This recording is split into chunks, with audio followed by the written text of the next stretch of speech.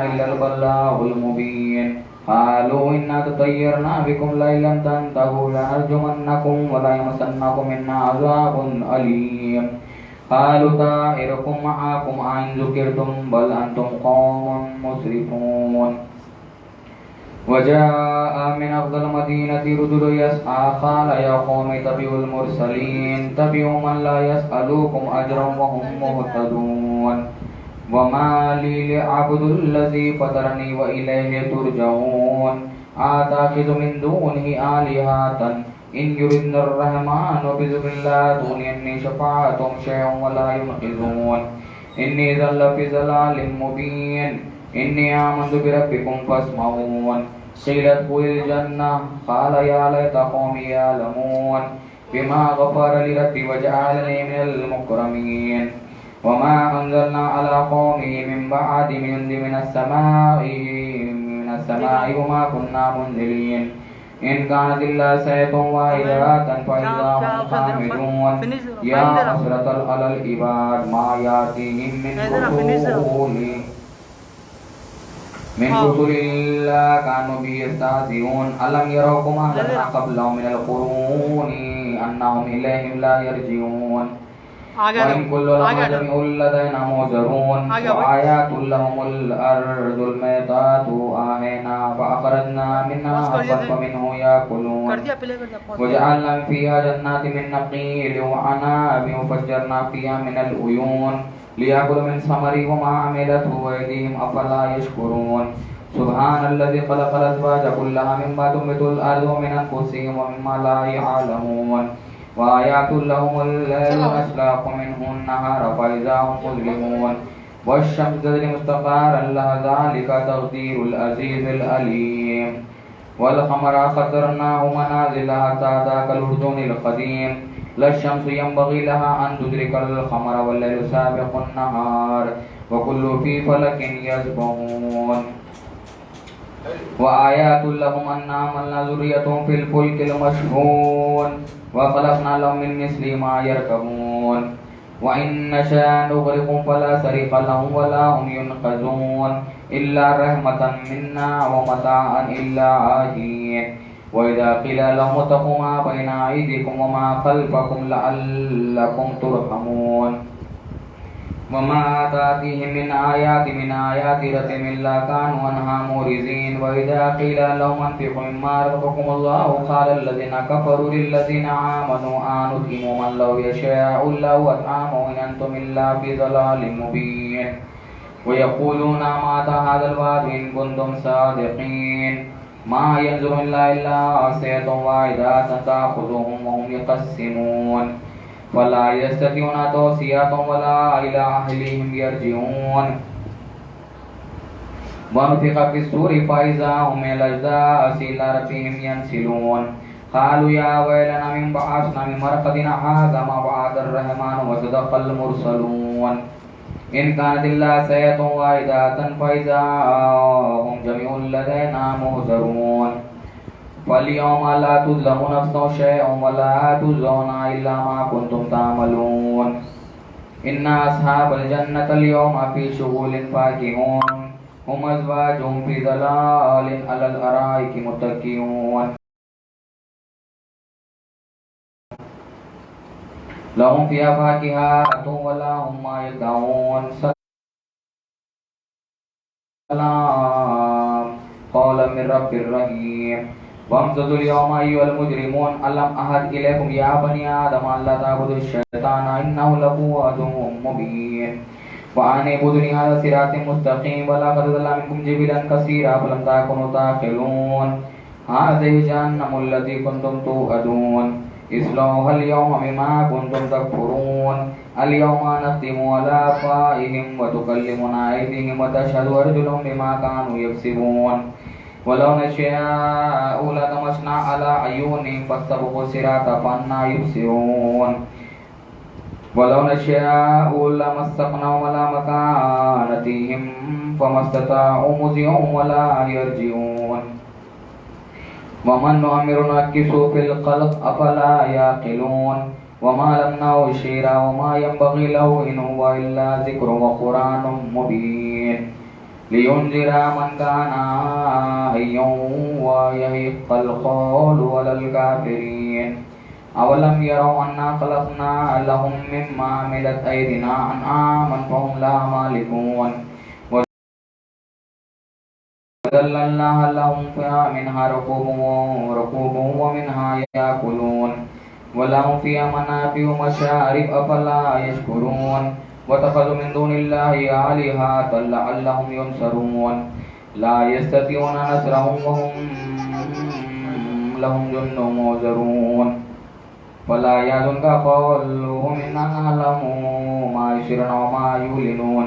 أولم ير الإنسان أنا خلقناه من نطفة فإذا هو خصيم مبين واضرب لنا مثالا ونسي الخلق قال من يحيي العظام وهي رميم قل يحيي الذي أنشأها أول مرة وهو بكل خلق عليم الذي جعل لكم من الشجر يخضر نارا فإذا أنتم منه توقدون أوليس الذي خلق السماوات والأرض بقادر على أن يخلق مثلهم بل وهو الخلاق العليم إنما أمره إذا أراد شيئا أن يقول له كن فيكون فسبحان الذي بيده ملكوت كل شيء وإليه ترجعون اللهم صل على محمد وآل محمد اللهم صل على محمد وآل محمد اللهم صل على محمد وآل محمد. آپ ذرا سے معروضہ ایک سورہ فاتحہ امیر علی مرحوم ابن گوہر علی مرحوم عباس علی مرحوم ابن امیر علی مرحوم محسن علی مرحوم ابن امیر علی مرحوم کے لیے سال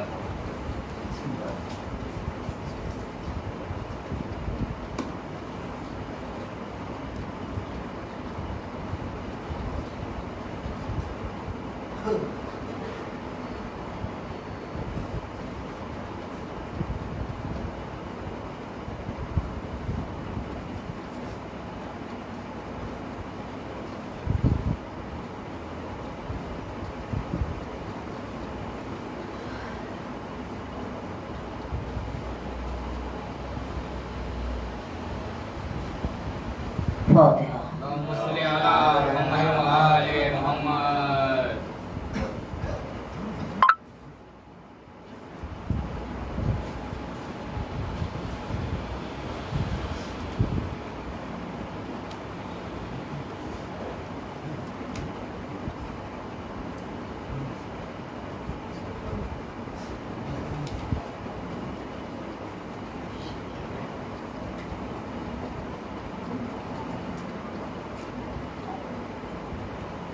صلوات. اللهم صل على محمد وآل محمد. پردیس میں زینب کو بیٹھی 18 برس کے بعد کو روتے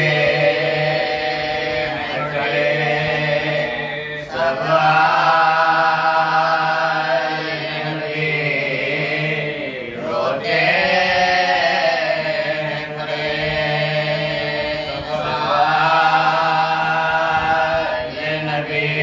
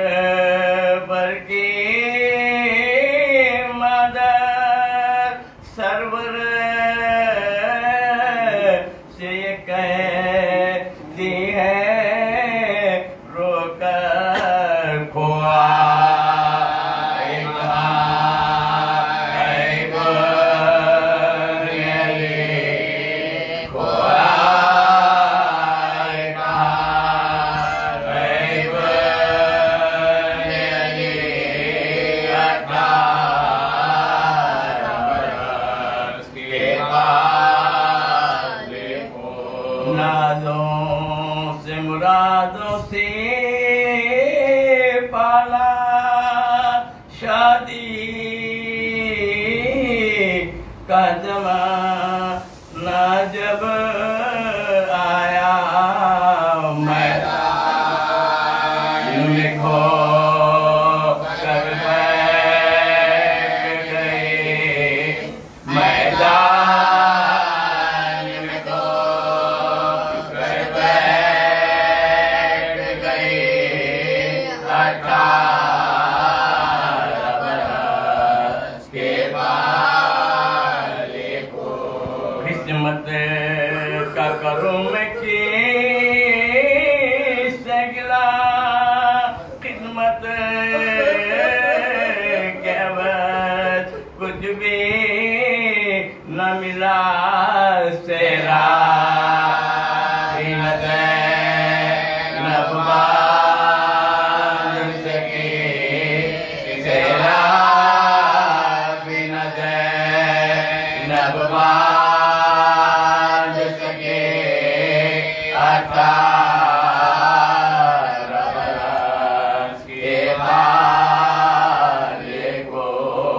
پردیس میں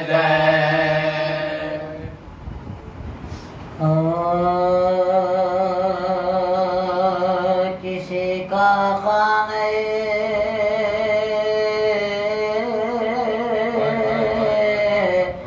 امید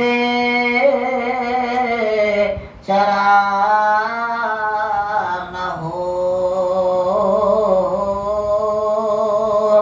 جوان بیٹے کا دل کو بدر کے داغ نہ ہو 1000 بار لٹے پر قضائے باغ نہ ہو بدر کے فلک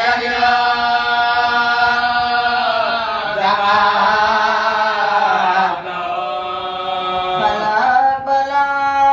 کا شہ کربلا پر ٹوٹا ہے ساگرے برابر گلا لے چھوٹا ہے بولا جس کو نہ پہنچے کوئی درے شہوار وحید عصر شبات میں احمد مختار ہمیشہ مثل علی روزدار شاہ بیدار شجاع و متقی و خوش مزاج غیرت دار یہ سب کمال ملے زیر خاک ایک دن میں لما بغیر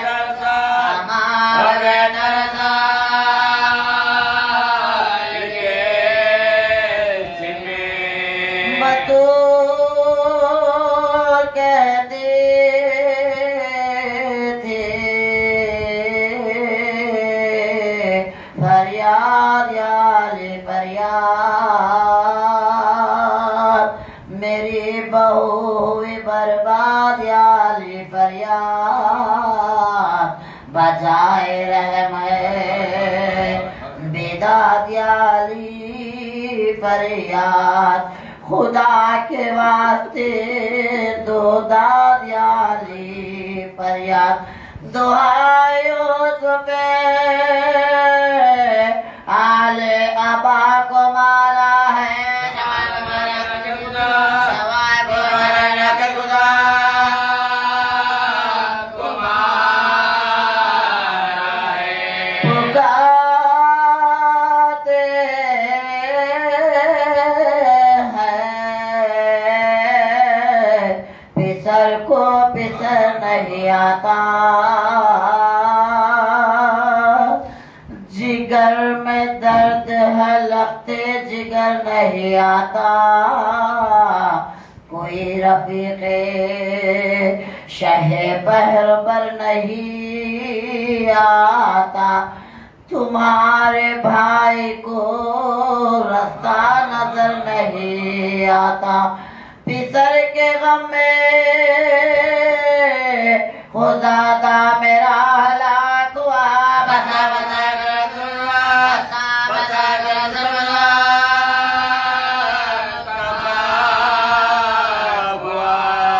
خدا خدا پا ٹہرتے تھے شاہد تشنا گلو ہوا میں سوکھتے تھے اپنے لال کی خوشبو زمین پا بیٹھ کے گاہے بہاتے تھے آنسو تلاش کرتے تھے ہاتھوں سے لاش کو ہر سو جو کوئی پوچھتا تھا کیا حضور ڈھونڈتے ہیں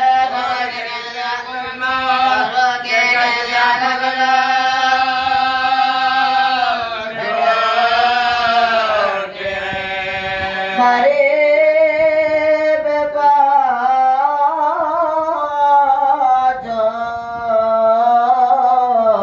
سلطان بحر بھرائے پکارے ہنس کے ادھو خیر کدھر آئے یہ کون مر گیا جو آپ ننگے سر آئے پیادہ دھوپ میں تھامے ہوئے جگر آئے یہ کون چاند ہوا آج دورہ گوزے جگ لگیا یہ چیر دیا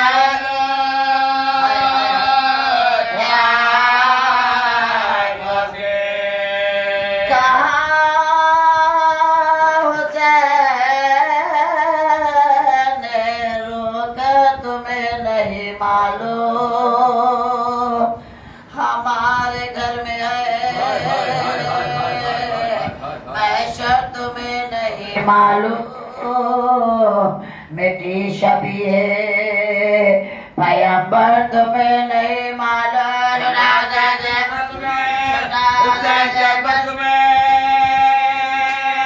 نہیں معلوم رولانے کو امام امم سے پوچھتے ہو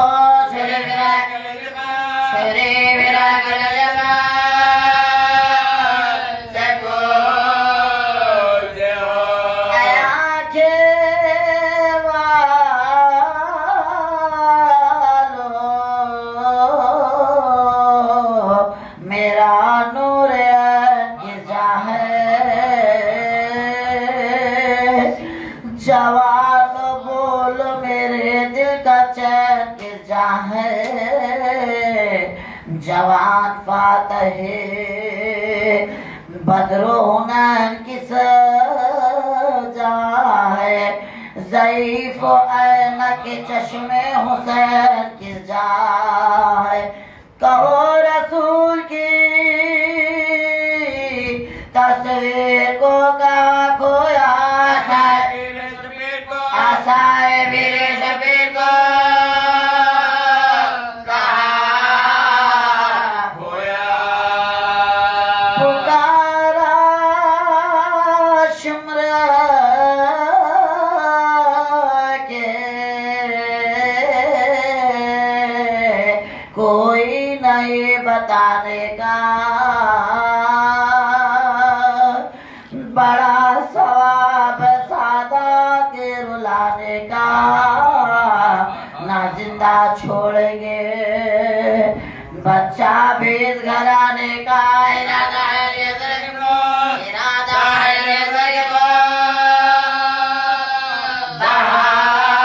بہانے کا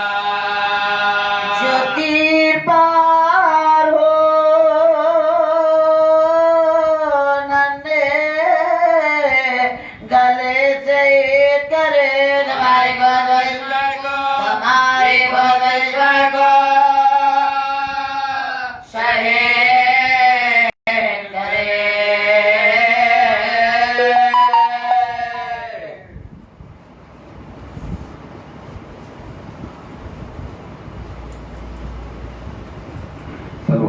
اللهم صل على محمد وآل محمد.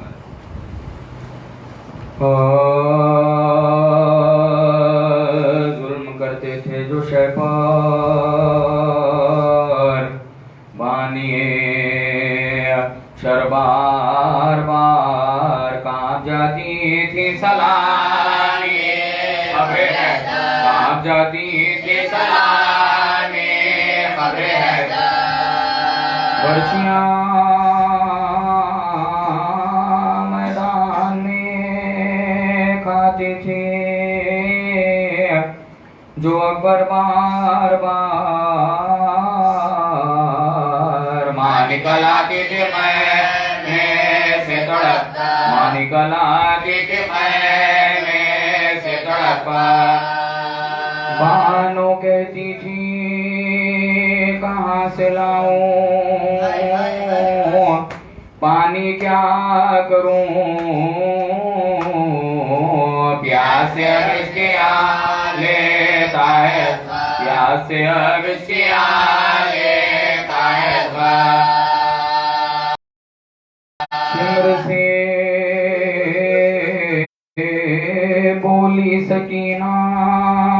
رحم کر معصوم مارتا ہے کیوں تماچے ستم مارتا ہے کیوں تماچے ستم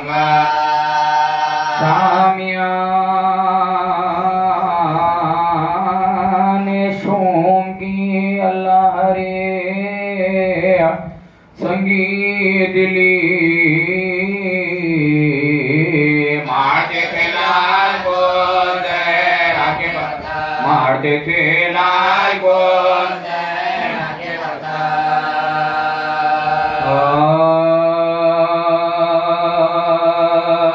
جب خاتمہ بخیر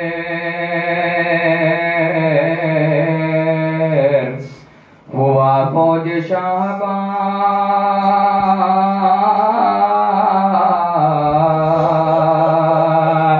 کوثر پا قافلہ گیا پیاسی سپاہ کا گھر لٹ گیا جناب رسالت پناہ کا خاک اتحاد یہ تھا بھائی تھے رفیق نا وہ نور تھے دو بہنیں رونے والے تھے دو بہنیں رونے والے تھے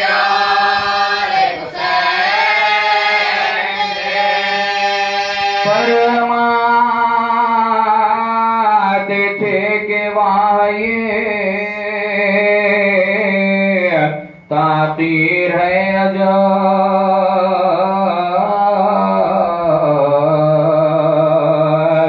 اکبر کے بعد کون سا تھا عزیز کا محل اب مجھ کو ایک برس کی برابر ہے یہ پل موت آئے اب یہ ہے شجر زندگی کا پھل ایک جا چھری گلوں پر جو چلتی تو خوب تھا یہ جان ان کے ساتھ نکال یہ جان ان کے ساتھ نکال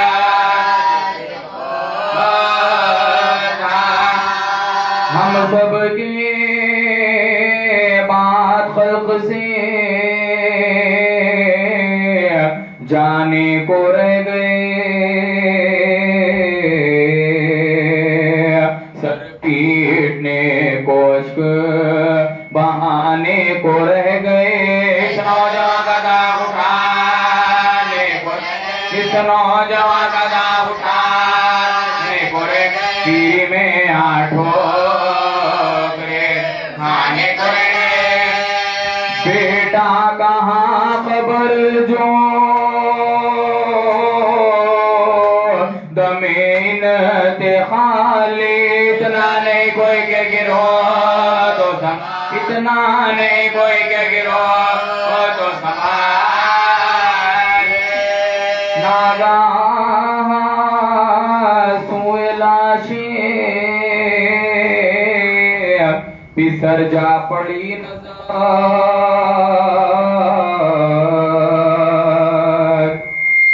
چلائے دل کو تھام کے سلطان بہروں پر سوتے ہو کیا دھرے ہوئے رخسار خاک پر اکبر اٹھو کے گھوڑے سے گرتائے پدا اکبر اٹھو کے گھوڑے سے گرتائے پدا بھولے پدر کو نیند میں قربان کے آؤ نماز سے پڑھو آؤ نماز سے پڑھو عباسی نامدار ترائی سے اٹھ کے آؤ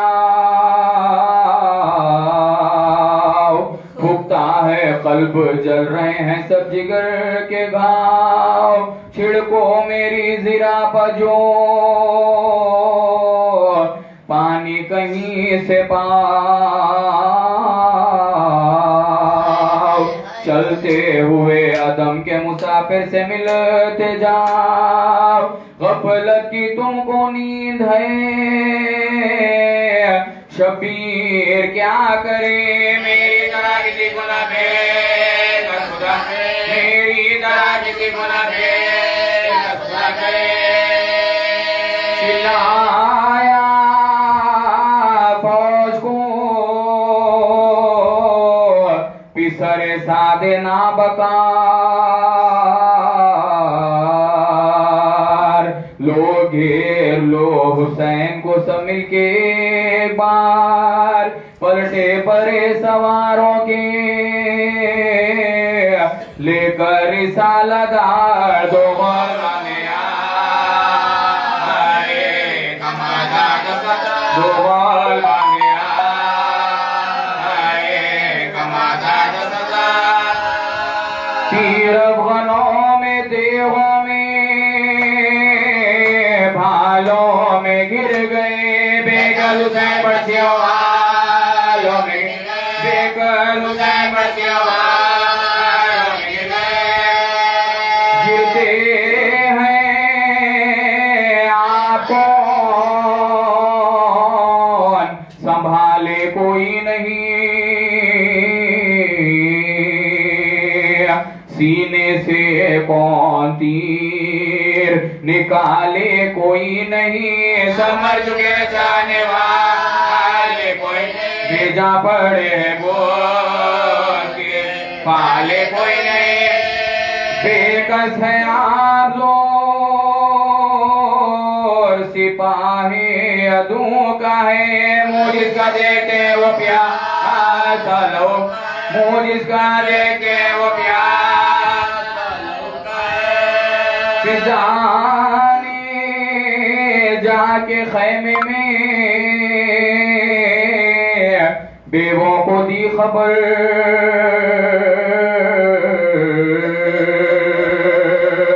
ہے میرے خزادے کا کٹتا ہے تن سے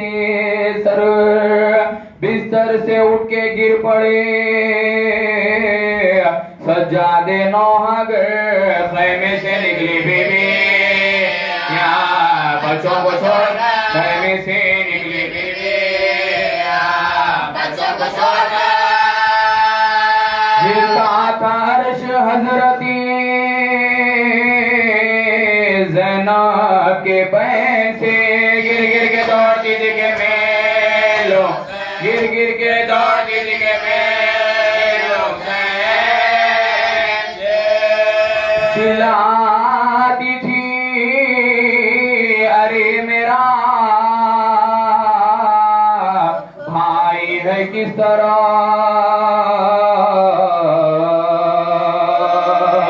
لوٹی ہوئی علی کی کمائی ہے کس طرف دریا کی درخوں کا ترائی ہے کس طرف دریا کی درخوں کا ترائی ہے کس طرف سونے کی جاؤ حسین پائی ہے کس طرح سونے کی جاؤ حسین پائی ہے کس طرح رسا دے زمین کے پل کی ستائی ہو میں اپنے پیارے بھائی سے ملنے کو آیا میں اپنے پیارے بھائی سے ملنے کو آیا شیخ کراہنے کی جو آنے لگی صدا دوڑی ادھر نبی کی نواسی پر رہنا پا دیکھا بہن کرتے ہوئے بھائی کا دیکھا بہن کرتے ہوئے بھائی کا دیکھا بہن کرتے ہوئے بھائی کا گلا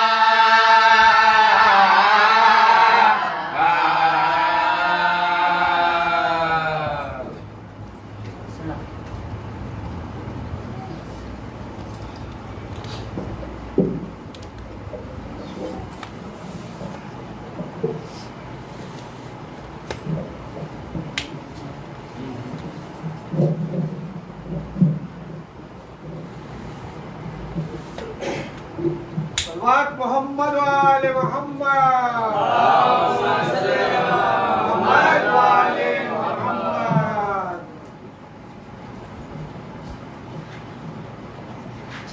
رحم الله من قرأ الفاتحة مع الصلوات اللهم صل على محمد وآل محمد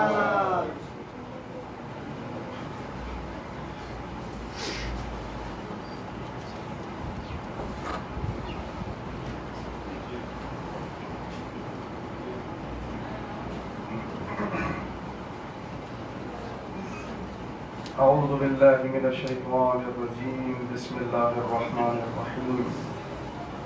الحمد لله رب العالمين الصلاة والسلام على سيدنا ونبينا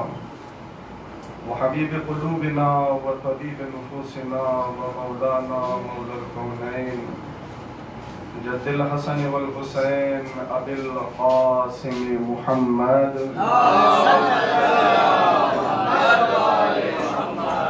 وعلى أهل بيته الطيبين الطاهرين المعصومين المظلومين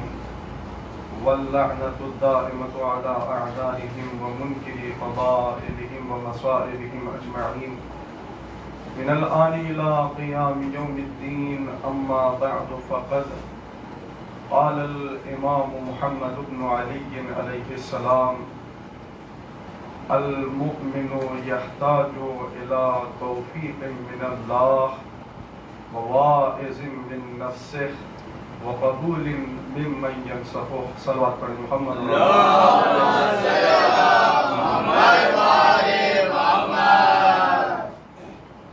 عزیزان محترم مجلس ایک بندے مومن کے ایثار ثواب کی ہے، لہذا بندے حقیر نے یہ چاہا کہ اس مجلس عزا کے عنوان کو امام معصوم کی حدیث کے ذیل میں مومن سے متعلق کچھ باتوں کو پیش کیا جائے۔ ہمارے اور آپ کے پانچویں امام محمد باقر علیہ السلام، عزیزان محترم، امام معصوم کا ارشاد ہے، امام اپنے چاہنے والوں کو کچھ درس دے رہے ہیں۔ یوں تو دیکھیں ائمہ کی زندگی کا ہر حصہ، ان کی زندگی کا چاہے فعل ہو یا قول ہو یا عمل ہو، کچھ کہنا ہو یا نہ کہنا ہو، ان کا کہنا بھی فضیلت اور ہدایت ہے، اور کسی موقع پر کچھ نہ کہہ کر سکوت اختیار کرنا یہ بھی آگے والوں کے لیے ہدایت ہوتی ہے۔ اور ان کے تمام ترین اقوال ہماری زندگی کے لیے ایک چراغ، روشن چراغ کا کام کرتے ہیں کہ جس کی روشنی میں ہم اپنی دنیا اور آخرت دونوں کو سنوار سکتے ہیں. اور انہی اقوال میں ایک قول جو مختصر سا ہے لیکن اس کے معنی، اس کا مفہوم، اس کا مطلب اور اس کے اندر پائی جانے والی جو گہرائی ہے وہ بہت عمیق ہے، بہت زیادہ ہے. امام فرماتے ہیں المؤمن یحتاج، امام کہتے ہیں کہ مومن محتاج ہے، یعنی مومن ضرورت مند ہے. عزیزان کرام، دیکھیں ایمان کے ہونے کے بعد، دولت ایمان ہونے کے بعد آخر وہ کون سی چیز ہے جس کی ضرورت مومن کو ہے؟ مولا کہہ رہے ہیں کہ محتاج ہے. عزیزان گرامی، قبل اس کے کہ اس حدیث مبارک کی تفصیل میں جاؤں، مقدمے کے طور پر آپ حضرات کی خدمت میں عرض کروں کہ دیکھیں زمانہ آج جو گمراہیوں کی طرف جا رہا ہے یا مشکلات کا سامنا کر رہا ہے، اس میں اس کی کئی وجوہات ہیں، لیکن ان وجوہات میں اگر بنیادی وجہ کو ہم لوگ دیکھیں تو وہ وجہ ہے انسان خواہش کو ضرورت کا نام دیتا ہے. دیکھیں انسان کی ضرورت اور ہوتی ہے، خواہشات اور ہوتی ہے. انسان اپنی خواہشات کو ضرورتوں کا نام دیتا ہے، نتیجے میں نہ دنیا ہاتھ لگتی ہے نہ آخرت ہاتھ آتی ہے. دیکھیں بہت بڑا فرق ہے. انسان اپنی ضرورتوں کے دائرے کو محدود اگر کر دے تو وہ خواہشات کے پیچھے نہیں بھاگتا. دیکھیں اس کا یہ مطلب نہیں ہے کہ انسان دنیا کی جو نعمتیں ہیں اس کو حاصل کرنا چھوڑ دے، نہیں، اسلام اس سے منع نہیں کر رہا ہے. اگر دنیا کی نعمتیں ہیں تو انسان کے لیے، دنیا کی اچھائیاں ہیں تو انسان کے لیے، دنیا کی جتنی خوبیاں ہیں سب اللہ نے پیدا کی ہے انسان ہی کے لیے. لیکن عزیزان گرامی، انسان اپنی خواہشات کو ضرورتوں کا نام نہ دیں. مشکل کیا ہوگی؟ مشکل یہ ہوگی کہ ضرورتیں تو ایک طرف ہو جائے گی لیکن ان خواہشات کو پورا کرنے میں انسان اپنی ساری زندگی صرف کر دے گا اور اسی دنیا کا ہو کر رہ جائے گا، آخرت میں اس کے لیے کچھ نہیں ہوگا. یہ مشکل ہوگی. آج معاشرہ سکون میں نہیں ہے، آج لوگ پریشان ہیں، آج لوگوں کی راتوں کی نیندیں اڑی ہوئی ہیں. کیوں؟ اس کی وجہ یہی ہے کہ انسان اپنی زندگی کو، اپنی لیونگ سٹینڈرڈ کو کچھ اس طرح بنایا ہوا ہے کہ وہ اپنی خواہشات کو اپنی ضرورت سمجھ بیٹھا ہے کہ اگر فلاں چیز نہ ہوگی تو میری زندگی نہیں ہوگی، فلاں چیز میری زندگی میں نہ ہو تو معاشرہ کیا کہے گا، لوگ کیا کہیں گے. اگر میری زندگی میں یہ نہ ہو، میں نے اپنے لیونگ سٹینڈرڈ کو، میں نے اپنے طرز زندگی کو اگر اس معیار پر نہ پہنچایا تو لوگوں کے درمیان شرمندہ ہو کر رہتا ہوں. ایسا نہیں کہا. یہ اسلام کے خلاف ہے، یہ تعلیمات اہل بیت کے خلاف ہے. اہل بیت کی زندگی کا مطالعہ کیجئے، دیکھیں کہ اہل بیت کس طرح ضرورت اور خواہش میں فرق کرتے ہیں. علی ابن ابی طالب جو کائنات کا امیر ہے، سوکھی ہوئی روٹی کو اپنے گھٹنوں پہ توڑ کر استعمال کر کے بتلا رہا ہے کہ دیکھو انسان کی ضرورت کیا ہوتی ہے اور خواہش کیا ہوتی ہے. آج انسان ہے تو مادیات کو اپنی ضرورت تصور کر رہا ہے. یہ انسان کی کج فکری کہیے یا پھر اس کی فکر میں اسلام کا اور دین کا نہ ہونا کہا جا سکتا. بس عزیزان کرام، تو امام نے کہا کہ مومن محتاج ہے، ضرورت مند ہے. کن چیزوں کا محتاج ہے؟ باوجود اس کی کہ اس کے دل میں نور ایمان ہے، امام کہہ رہے ہیں کہ محتاج ہے. تو آئیں خود امام کی زبانی دیکھیں کہ وہ کون سی چیزیں ہیں کہ اس دنیا میں مومن اس کا محتاج ہے. عزیزان گرامی، امام کہتے ہیں المؤمن یحتاج الی توفیق من اللہ، مومن محتاج ہے اللہ کی جانب سے توفیق کا. کتنی بڑی بات ہے. انسان دیکھیں عزیزان گرامی، توفیق ایک ایسی چیز ہے خداوند عالم کی جانب سے کہ انسان کو ابتدائے زندگی سے لے کر آخر حیات تک اس چیز کی ضرورت ہے مسلسل، ہر مرحلے میں. یعنی ایمان آنے کے باوجود اگر بندے کے پاس توفیق کی دولت نہ ہو تو یہ ایمان رخصت ہوتا چلا جاتا ہے. کیونکہ دیکھیں ہم دعائیں بھی کرتے ہیں کہ خدایا ہمارا خاتمہ ایمان پر ہو، ہماری عاقبت بخیر ہو. کیوں؟ اس لیے کہ ایمان کا آ جانا کافی نہیں ہے. ایمان کا باقی رہنا کافی ہے، اور ایمان باقی رہتا ہے اللہ کی جانب سے توفیق پر۔ صلوات پڑھیں محمد اور آل محمد۔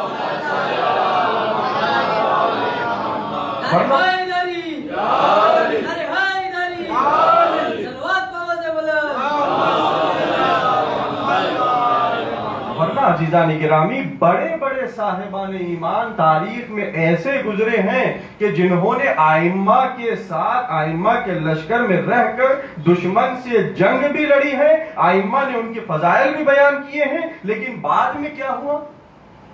ان کے کردار نے ان سے توفیق خداوندی کو سلب کر لیا اور ان کا ایمان مرنے سے پہلے رخصت ہو گیا۔ اسی لیے ایمان کو بچانے کے لیے توفیق کی ضرورت ہوتی ہے۔ اسی لیے ہمیں یہ خود اپنے لیے دعا بھی کرنی چاہیے، ہر مومن کو چاہیے کہ وہ خود اپنے لیے اور دوسرے مومنین کے لیے توفیق کے مسلسل وابستہ رہنے کی دعا کرنی چاہیے خدا کی طرف سے، کیونکہ جب تک توفیق رہے گی انسان نیکی اور ہدایت کے راستے پر گامزن رہے گا، ٹکا ہوا رہے گا۔ یہ توفیق ہے۔ اس کے بعد امام فرماتے ہیں وَوَاعِظٍ مِّن نَفْسِهِ، ایک مومن کو ضرورت ہے، محتاج ہے مومن ایک واعظ یعنی نصیحت کرنے والے کا، من نفس، خود اس کے اپنے اندر، کسی دوسرے کی نہیں۔ انسان کو چاہیے کہ وہ خود اپنے ضمیر میں، اپنے اندر ایک واعظ، ایک نصیحت کرنے والے کو رکھے کہ جو اسے ہر موڑ پر اس کی نصیحت کرے، اگر وہ صحیح کرتا ہو تو اس کی تشویق کرے، اور اگر وہ غلط راستے پر جاتا ہو تو وہ اس کی نصیحت کرے، اسے روکے۔ یہ انسان کا ضمیر ہوتا ہے۔ انسان کو چاہیے کہ کبھی اپنے ضمیر کو سونے نہ دے، مرنے نہ دے، اس لیے کہ جس انسان کا ضمیر سو جاتا ہے وہ انسان پھر کبھی صحیح راستے پر نہیں آ سکتا۔ کربلا کا واقعہ دیکھیں، جتنے امام کے مخالفین تھے کلمہ کو ضرور تھے لیکن مردہ ضمیر تھے، اسی لیے سامنے تڑپتا ہوا دیکھا، اسی لیے کہا واعظ من نفسہ، انسان کے اندر ایک نصیحت کرنے والا ہونا چاہیے۔ دیکھیں انسان کسی اور کی بات کو تو اتنا جلدی قبول نہیں کرتا، لیکن خود اپنے اندر ایک ایسے کردار کو پیدا کرے، ایسی فکر کو پیدا کرے کہ جو فکر اس کے لیے راہنما اور رہبر کے طور پر کام کرے، کہ اگر وہ غلط راستے پر جائے تو اسے ٹوکے، اسے روکے، اس کی ہدایت کرے، اسے غلط راستے پر جانے نہ دے۔ امام نے کہا واعظ من نفسہ، انسان کے خود اپنے اندر ایک نصیحت کرنے والا ایک واعظ ہونا چاہیے۔ اس کا فائدہ کیا ہوگا؟ اس کا فائدہ یہ ہوگا کہ جب انسان کا ضمیر زندہ ہوگا، باوجود اس کے کہ اگر سوتا بھی رہے، کہیں سے اگر اس کو کوئی ہدایت کا راستہ مل جائے، کوئی اسے تذکر دینے والا یا کوئی صحیح راستہ بتانے والا مل جائے، تو اب انسان کا ضمیر جاگ جاتا ہے۔ سوتے ہوئے ضمیر کو جگایا جا سکتا ہے، مردہ ضمیر کو نہیں جگایا جا سکتا ہے۔ اس کی دلیل کیا؟ اس کا باز اس کی واضح ہے۔ اگر دلیل اور اس کا ثبوت دیکھنا ہو تو کربلا میں دیکھیے، جناب ہر ہمارے لیے مثال ہے۔ ہر کا ضمیر مرا نہیں تھا، ہر کا ضمیر سو رہا تھا۔ امام حسین نے اس طرح سے جگایا کہ ایک رات میں ہر نے لشکر باطل سے لشکر حق میں آ کر بتایا کہ اگر انسان کے اندر ایک واعظ موجود ہو تو باوجود اس کی کہ اس کا ضمیر سوتا رہے، لیکن اگر اسے ہدایت کا راستہ بتایا جائے تو انسان ایک رات میں جہنم سے جنت کا سفر طے کر سکتا ہے۔ لیکن ضرورت اس بات کی ہے کہ انسان کے نفس میں خود اس کے اندر ایک واعظ ہو، ایک نصیحت کرنے والا ہو۔ عزیزان گرامی، پھر امام نے فرمایا وَقَبُولٍ مِّمَّن يَنصَحُ، یہ تیسری ضرورت ایک مومن کی۔ پہلی ضرورت کہ اللہ کی جانب سے توفیق ہو، مسلسل انسان کی زندگی میں ہر مرحلے توفیق کی ضرورت ہے اچھا کام کرنے کے لیے۔ خود یہ مجلس اعضاء میں آ کر بیٹھنا، یہ ماہ محرم کی تیاریاں، یہ استقبال ایام اعظم، یہ انسان کا مسجدوں میں جانا، نمازیں پڑھنا، یہ نوجوانوں کا صف ماتم میں آنا، پرچے ادا پر آنا، یہ اللہ کی جانب سے توفیق ہے انسان کے لیے۔ ورنہ اگر توفیق نہ ہو تو روز عاشور بھی انسان پرچے ادا پر نہیں آتا۔ یہ بے شک خداوند عالم کی جانب سے توفیق ہے، لیکن ہمیں ضرورت اس بات کی ہے کہ اس توفیق کا استفادہ کرے، اس کا صحیح فائدہ اٹھائے اور اس توفیق کو باقی رہنے کی دعا بھی کرے اور اس کے پیچھے کوشش بھی کرے کہ ہم سے کچھ ایسا عمل نہ ہو کہ یہ توفیق ہم سے رخصت ہو جائے۔ کہ ہم فرش رضا پر نہ آ سکیں، کہ ہم مسجد میں نہ جا سکیں، خدا نخواستہ۔ دوسری چیز، انسان کے اندر ایک وائر، ایک نصیحت کرنے والا ہو۔ تیسری چیز امام فرما رہے ہیں کہ جب انسان ایمان کو قبول کر لے اور اپنے آپ کو مومن کہلانے کا دعویٰ کرے تو ایسے موقع پر اس کو چاہیے کہ اپنے اندر قبول کرنے کا جذبہ رکھے، ایکسپٹ کرنے کا جذبہ رکھے۔ کس چیز کو؟ ممن ینصحہ، جو کوئی اس کو اچھی بات کی طرف نصیحت کرتا ہے، مومن کو چاہیے کہ وہ اس کو قبول کرے۔ عزیزان گرامی، بہت بڑی بات ہے، یہ بہت بڑا جملہ امام نے کہا ہے، پانچویں امام نے۔ عزیزان گرامی، انسان دیکھیں، اچھی باتیں کرنا تو سبھی چاہتے ہیں، سبھی کو اچھا لگتا ہے اچھی باتیں کرنا، لیکن اچھی باتوں کو قبول کرنا یہ جذبہ بہت کم لوگوں کے اندر پایا جاتا ہے۔ امام جانتے ہیں اس بات کو، باوجود اس کے کہ لوگ ایمان کا دعویٰ کریں لیکن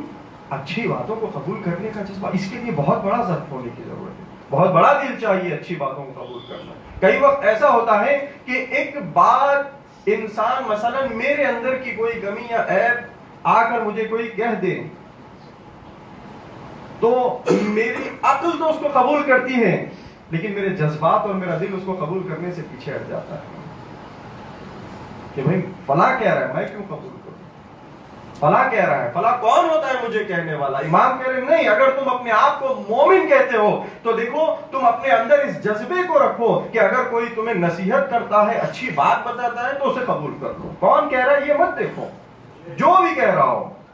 مولا کائنات امیر المومنین حضرت علی ابن ابی طالب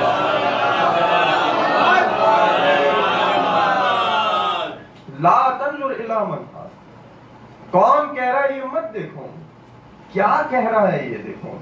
اگر وہ کیا جو ہے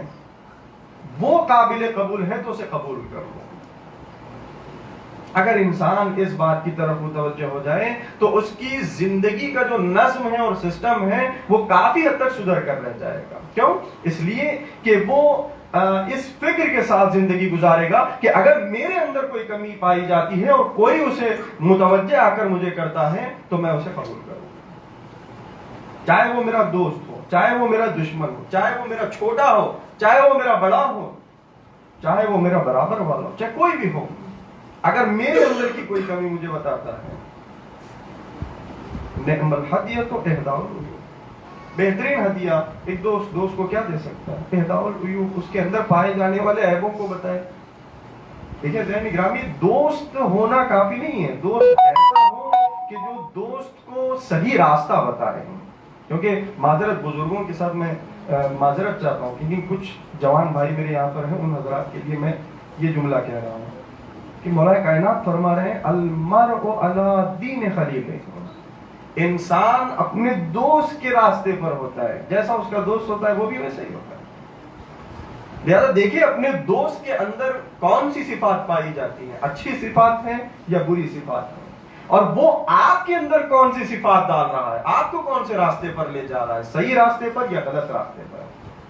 اگر صحیح راستے پر لے جا رہا ہے تو وہ آپ کے لیے نعمت ہے، اور اگر خدا نخواستہ غلط راستہ آپ کو بتلا رہا ہے تو وہ آپ کے لیے نعمت نہیں ہے، بلکہ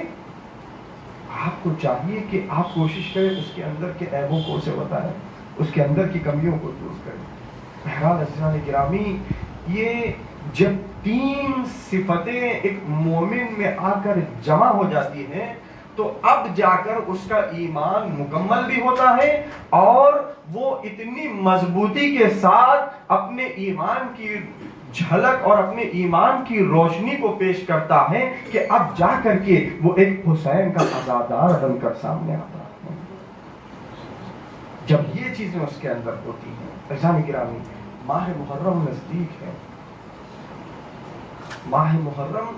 صرف اور صرف ایک رسم کے اعتبار سے اس کو نہیں گزارنا چاہیے۔ ماہ محرم ایک نہضت ہے، ایک قیام ہے، ایک انقلاب ہے۔ جب کبھی ماہ محرم ہمارے درمیان آئے عزیزان گرامی تو ایک انقلاب لے کر آنا چاہیے کہ اب یہ جو ماہ محرم سے پہلے ہم تھے، ماہ محرم کے بعد نہیں ہونا چاہیے۔ ایک انقلاب، ایک ریولیوشن ہمارے اندر آنا چاہیے، ایک تبدیلی آنا چاہیے اس ماہ محرم سے ہمارے اندر۔ اس قسم کی تبدیلی اور ایسا انقلاب آنا چاہیے کہ ہمارا ایک قدم امام حسین کے قربت کی طرف ہونا چاہیے. ایک مجلس ہمیں امام سے قریب کرنا چاہیے, ہمیں امام کے نزدیک لے کر جانا چاہیے, ہمیں امام کی معرفت حاصل کرنی چاہیے. یہ عزم کیا جانا چاہیے, یہ ارادہ ہمیں کرنا چاہیے کہ یہ ماہ محرم جو آ رہا ہے کہ میں اپنے امام معصوم سے, اپنے امام مظلوم سے عہد کرتا ہوں کہ مولا یہ جو ماہ محرم میرا آیا ہے, اس ماہ محرم میں آپ کی قربت اختیار کرنے کی بھرپور کوشش کروں گا, ان مجلسوں سے استفادہ کروں گا, ان مجلسوں سے پیغام کو لوں گا, اس مجلسوں سے اپنے عقیدے کو مضبوط کروں گا, اور کربلا جو درس دینا چاہتی ہے اس درس کو حاصل کروں گا. صلوات پڑھیں محمد صلی اللہ علیہ وسلم.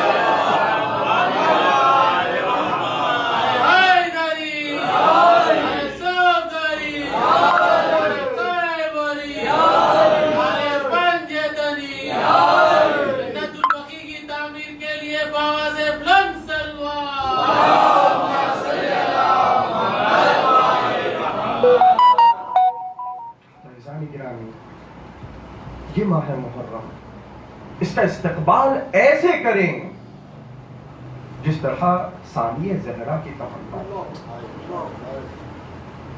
اور اس کے مقصد کو سمجھیں عزیزان گرامی کہ مقصد کربلا کیا تھا, کیوں امام حسین نے اپنی قربانی کو پیش کیا, کیوں امام حسین نے اپنی اولاد کو جلتی ہوئی ریت پر قربان کیا, اس مقصد کو سمجھیں. کیوں کربلا کے میدان میں آئے, کیوں آج دنیا کو بتلائے کہ ہم محرم کرتے ہیں تو کیوں کرتے ہیں. صرف ایک رواج, ایک رسم اور ایک فارمیلٹی کی حد تک اس کو نہ رکھیں عزیزان گرامی. ماہ محرم ہر موقع پر,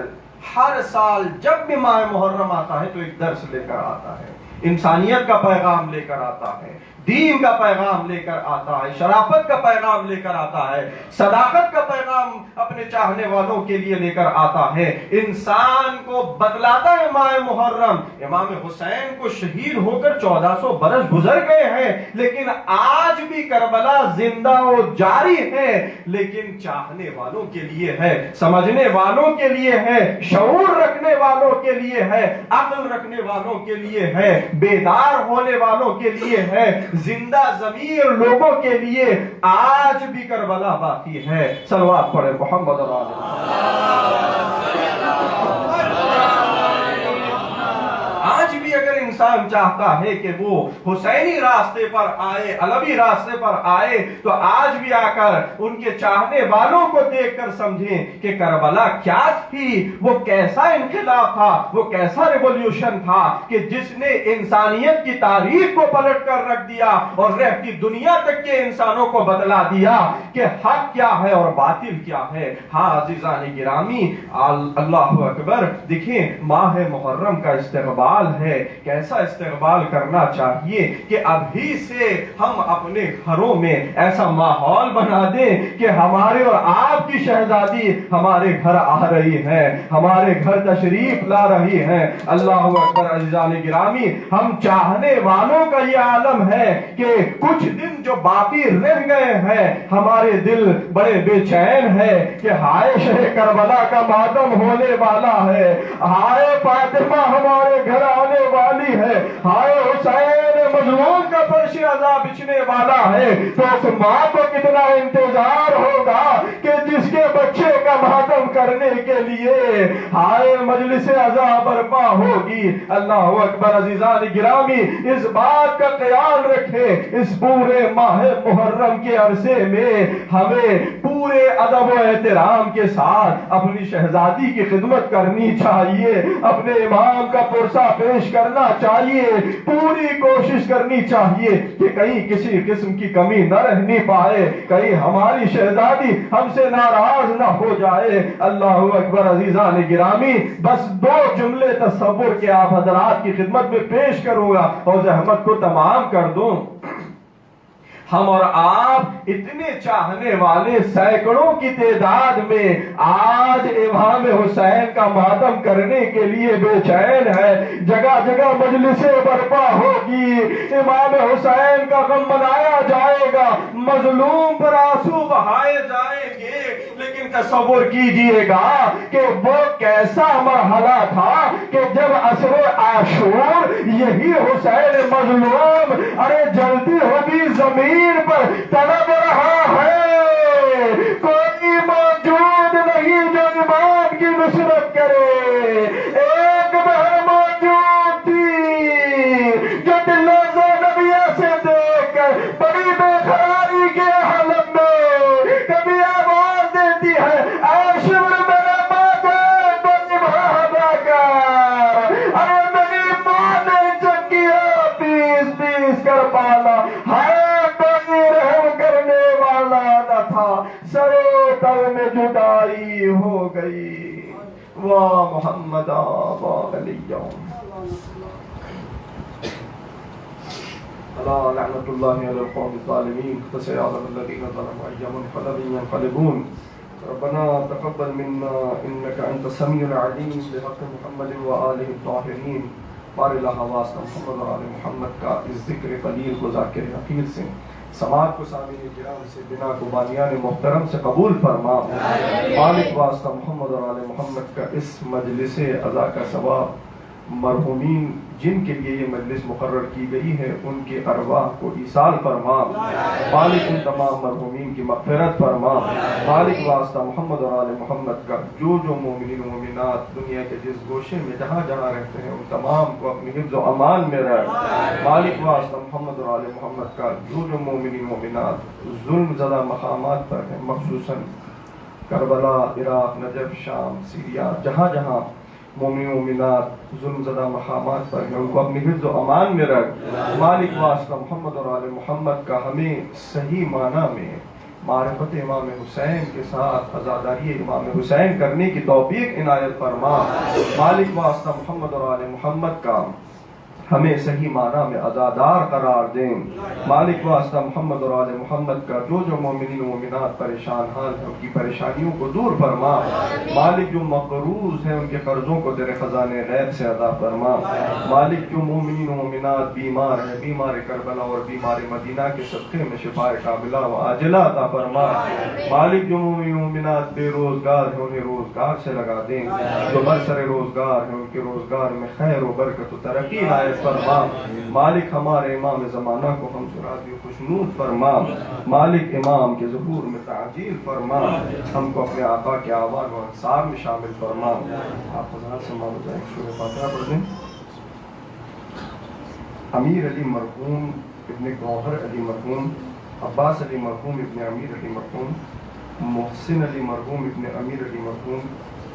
इन तमाम हज़रात के लिए सूरह फातिहा पढ़ लें।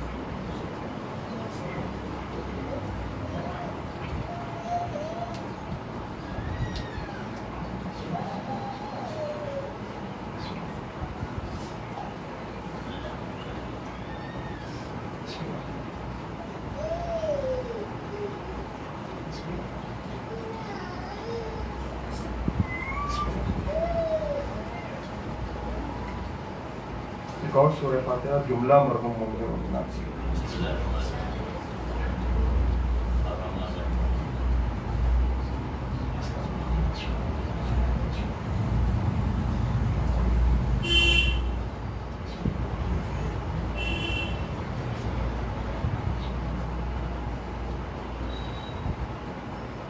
Bismillah.